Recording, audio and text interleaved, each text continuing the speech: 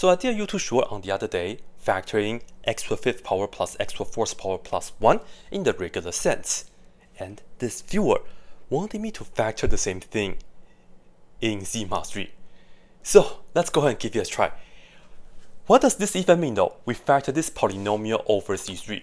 Well, first, we want the polynomial and the result, the factors, their coefficients, they all have to be from z3, which means just think about this as in the world of only 3 numbers, namely 0, 1, and 2.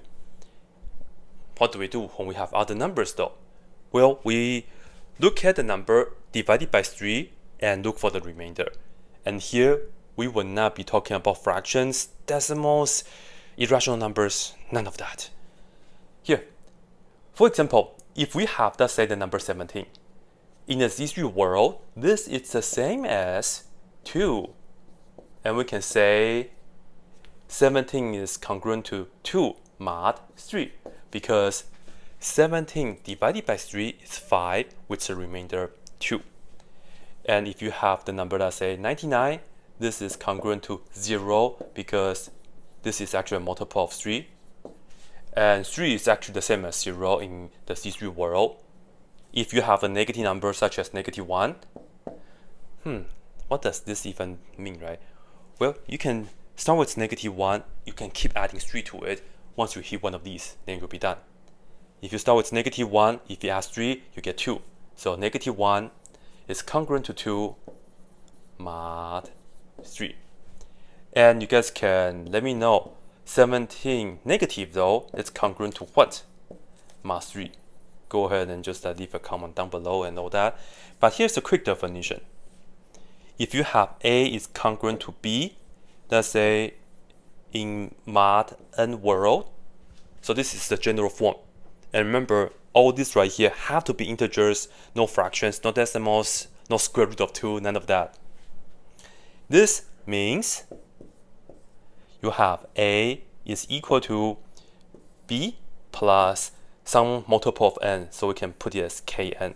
And then right here, k is an integer, so we can say k is in z. So they're just off by a multiple of n. So use that to think about this right here. Okay, that's just a quick review. Now, how do we do this? It's actually the same fundamental. If we can find a root to a polynomial, then we can get a factor. In fact, to find a root of this polynomial in z3, it's much easier compared to in the usual world. Because in z3, we don't have 3 possibilities. It's not going to be 0 because the constant here is 1. So it's going to be 1 or 2. Let's go ahead and try 1 first. You can do that real quick. It's just 1 plus 1 plus 1, which is 3. This is indeed a root. And just do the following. It's so much quicker. Have a look. I'm going to use the synthetic division. First, we are going to write down the coefficients from the original. We have 1x to the fifth, 1x to the fourth, plus 0x to the third, 0x squared, 0x, and then 1. And because we are trying 1, I will put this 1 right here. Now, to proceed, you put this 1 down, and then you take this times that, and you put the result here. 1 times 1 is 1. And for synthetic division, you add 1 plus 1 is 2, and then you just continue the same process. That will be 2, 0 plus 2 is 2, and in fact, all this right here will be 2, which is quite nice. But lastly, 1 times 2 is 2, and 1 plus 2 is 3, which is equivalent to 0 in the z3 world. So this is 0. And in fact, it has to be, because earlier we checked it earlier already, right? And this right here will give you what? In fact, it gives you the factor already. Starting with this, we know a factor is going to be x minus 1. It's a factor. X minus 1 times x to the fourth power, because earlier we had x to the fifth. These are the coefficients with power going down by 1 from the original. 1x to the fourth, and then 2x to the third, and so on. Can we do it again though? Why not try it again? In this case, let's try 2 is too difficult. Let's try 1 again. It's possible to have like repeated roots. So try 1 again. So maybe I put down again. I'm just going to do this right here again. Why not? So here I will put down 1. So I'll bring the 1 down and then do the same thing. That will be 1. And 2 plus 1 is 3, which is actually the same as 0. And then you continue. That will be 0. And we have 2. And then that will be 2. Now be careful. 2 plus 2 is 4, but in the C3 world, it's the same as 1. So here we have 1. And then here we have 1 again, but 2 plus 1 is 3, which is the same as 0. Yeah, so we have 1, 0, 2, 1. Now, can we do it again? Well, I will write this down right here. It's a factor again.